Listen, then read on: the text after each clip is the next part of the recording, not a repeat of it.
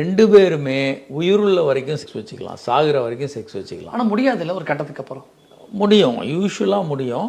சரி பண்ணிக்கணும். சில நேரம் அவங்களுக்கு பிரச்சனை. 60 வயசு தாண்டிடுச்சுன்னா வாய்ப்பு இல்லைல்ல இருக்கா? ஐயோ, 85 வயசுலலாம் நாங்கள் ட்ரீட்மெண்ட் கொடுக்குறோம் சார். அதாவது எந்த சாகுற வரைக்கும் செக்ஸ் பண்ணலாம். 85 வயசுலலாம் இங்கே ட்ரீட்மெண்ட் கொடுத்துட்டு தான் இருக்கோம்.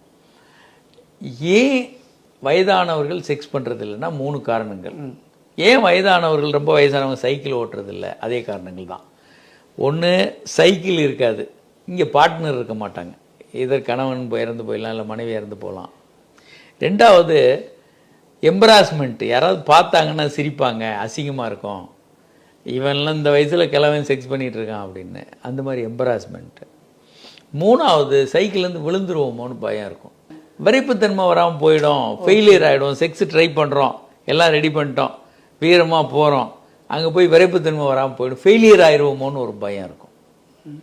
அப்போது இந்த 3 காரணங்களால் வயசானவங்க செக்ஸ் பண்ணுறதில்ல, குறைஞ்சி போகுது.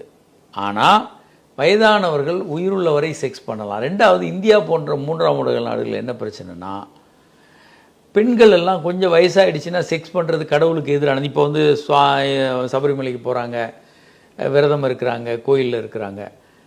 இவர்கள் செக்ஸ் பண்ணக்கூடாது, பெண்ணு பக்கத்தில் போகக்கூடாதுன்னு விரதம் இருக்கிறாங்க. அப்போ என்ன அர்த்தம்? நீங்கள் செக்ஸு பண்ணுறதோ பெண்ணை தொடுறதோ இந்த மாதிரியான விஷயங்கள் எல்லாம் கடவுளுக்கு எதிரானதாக இருக்குதுன்னு தானே அர்த்தம். தூய்மையை நீங்கள் இழந்துடுறீங்க. அந்த குறிப்பிட்ட 48 நாட்கள் மட்டும் தானே. அதான் சொல்கிறேன். அப்போ ஏன் அப்படி இருக்குது? அப்படி ஒரு கண்டிஷன் வச்சா அப்போ இது ஒரு தவறான செயல் அல்லது ஒரு உங்களை தூய்மையை இலக்கு செய்யக்கூடிய செயல் தானே நீங்கள் செய்யாமல் இருக்கிறீங்க. அப்போ நம்ம கான்செப்டில் அப்படி இருக்குது. இப்போ சாமியார்கள், அதே மாதிரி ப்ரீஸ்ட்டு, அதே மாதிரி இவங்க கிறித்துவர்களில் அவங்கெல்லாம் பல பேர் கல்யாணம் பண்ணாமல் இருக்கிறாங்க, கன்னியாஸ்திரிகள் இவங்களாம்.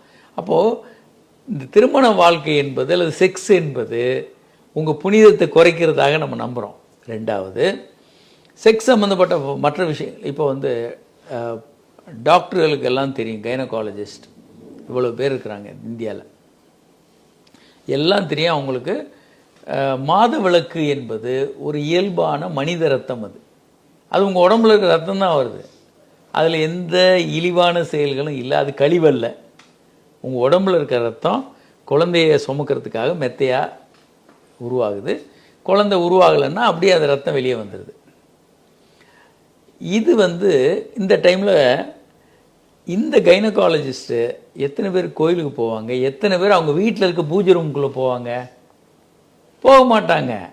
ஏன்னா இந்த பழமையில் ஊறி போன நம்பிக்கைகளும் விஞ்ஞானமும் போட்டியிடும் போது பழமையான நம்பிக்கைகள் அவங்களுக்கு ஜெயிச்சிடும். சினிமா பாட்டில் சொல்கிற மாதிரி ஆணை விட பெண்களுக்கு உணர்ச்சிகள் அதிகம் அப்படின்னு சொல்கிற மாதிரி அது உண்மையா அல்லது சினிமாவுக்காக படத்துக்காக சொல்லப்பட்ட ஒரு வசனமா? சார், அது அப்படி அல்ல. ஆண் பெண் எல்லாம் ஒன்றும் வித்தியாசம் இல்லை. பெண் மிக பெரிய அளவுக்கு இந்தியா போன்ற நாடுகளில் 3ஆம் உலக நாடுகளில் அடக்கி வைக்கப்பட்டதுனால சொல்லி கற்பிதம், நம்ம கற்பிதம் தான், மறுபடியும் நம்பிக்கை கற்பிதம், நீங்கள் எல்லாம் மீறி போகக்கூடாது அப்படின்ற மாதிரி கற்பிதம் வச்சுருக்கிறதுனால பெண்களுக்கு உணர்வு கம்மி, ஆண்களுக்கு அதிகன்ற மாதிரி ஒரு நம்பிக்கை இருக்குது. ஆனால் அப்படி இல்லை, 2 பேரும் சமம் தான். அதை எப்படி பயன்படுத்துகிறாங்க அப்படின்றதான் ஒரு விஷயம். போன விஷயத்துக்கே நான் சொல்ல மறந்துட்டேன். எலிசபெத் டெய்லர் தன்னுடைய 11வது கல்யாணம் 63வது வயதில் பண்ணாங்க.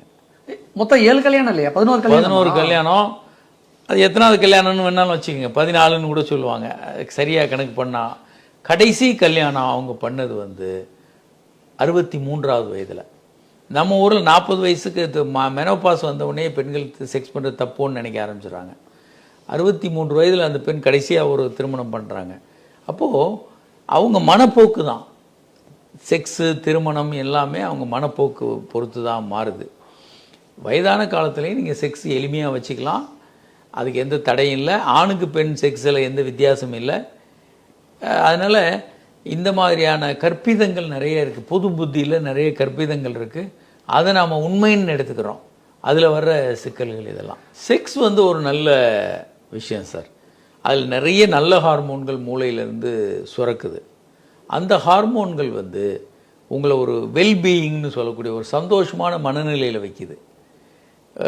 நீங்கள் இப்போ நீங்களே எக்ஸ்பெரிமெண்ட் பண்ணலாம், யார் வேணாலும் எக்ஸ்பெரிமெண்ட் பண்ணலாம். உங்கள் பாஸ் திட்டார் கூப்பிட்டு, ரொம்ப கோபமாக இருக்கீங்க, டென்ஷன் ஆகிட்டீங்க, பதட்டம் ஆகிட்டீங்க, நீங்கள் பாத்ரூமில் போயிட்டு மாஸ்டர்பேட் பண்ணுறீங்க, இல்லை உடனே ஒய்ஃப் இருக்க மாட்டாங்க, ஒய்ஃப் செக்ஸ் பண்ணுறீங்க, இது ரெண்டில் ஏதாவது ஒன்று பண்ணிங்கன்னா டோட்டலாகவே இது எல்லாமே மறந்து போய் ஒரு சந்தோஷமான மனநிலைக்கு நீங்கள் வரதை பார்க்க முடியும். தலைவலி இருக்குது, மூட்டு வலி இருக்குது, வேறு எங்கேயா வலி இருக்குது, உடம்பு வலி இருக்குது, நீங்கள் போய் சுயன்பம் பண்ணிங்கன்னா அந்த வலியெல்லாம் மறைஞ்சிறதை பார்க்க முடியும். ஏன்னா மார்ஃபின் அப்படின்னு நீங்கள் கேள்விப்பட்டிருப்பீங்க, ஒரு போதை மருந்து. இந்த மாதிரியான ஒரு கெமிக்கல் வந்து பிரெயின்லேருந்து சுரக்குது. செக்ஸு உச்சகட்டம் உங்களுக்கு வந்துச்சுன்னா அது வந்து உடம்பை வந்து ஒரு சந்தோஷமான மனநிலைக்கு மாற்றிடும். அது நல்லது, உடம்புலேயே அது இயற்கையாக சுரக்குது. நிறைய நல்ல ஹார்மோன்கள் சுரக்கிறதுனால உங்கள் உடம்பு வந்து பெட்டராக, சந்தோஷமாக, மகிழ்வாக, ரிலாக்ஸாக மாறுது. அது வந்து நன்மை இது கண்டிப்பாக இருக்குது.